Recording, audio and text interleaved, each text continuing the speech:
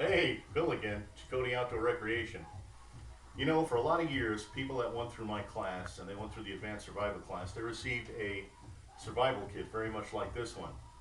So many years later, a guy who's not even from the United States, I'm not going to mention his name, he got a little television show. And he now sells a survival kit. And oddly enough, it comes in an orange pack with a zipper. Be that as it may, every year I get hundreds of photographs. Right now it's Christmas time, so I get all these photographs and Christmas cards and different people that they spent the night out in the woods with nothing but their survival kit, like they were taught in the class. And every year they do this, and they get a big kick out of it. And I'm always impressed to see what they were able to do with this kit. So I thought tonight I would just go through it with you and show you what I have in a typical survival kit. Maybe you can make one for yourself at home. So we'll go over it one at a time. These are cotton balls dipped in Vaseline, and I always recommend carrying these. They're a great fire starter. And then I have a little bottle of crazy glue that I always put in there, and that can be used to fix and repair equipment, but it also is a liquid suture. If you get little cuts in that, that's a great thing to have with you because it'll stop it up. But remember, whatever you seal up with crazy glue, make sure you've bled the wound out and that you cleaned it out good, because whatever you seal in there is sealed. The next thing we have here is a whistle.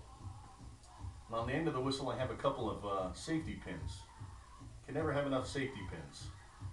The whistle's a great thing. If you blow the whistle 3 times, that's a distress signal, but a lot of times you're not armed. This may be the only kit you have. Because this sound is so odd and so unusual in nature, it can often scare away some pretty big predators. They don't know what that sound is, and it'll half the time scare them off. And of course, a good old trusty ferrocerium rod. Never go anywhere without this. Matches will fail you, lighters will fail you, this won't. And a button compass. That'll get you home when you need it to. A good old-fashioned knife. Never go anywhere without a knife. And one of the most important items is a space blanket. Now the orange side goes on the outside, the metal side goes on the inside. If you're sitting in front of the fire, that'll radiate heat right into you. There's a lot of uses for a good space blanket. Can't go wrong with that. And most of these photographs contain my students with these wrapped around them in places all over the world. It's kind of neat to get that every year. Another important thing that people overlook, this is 1 foot of aluminum foil.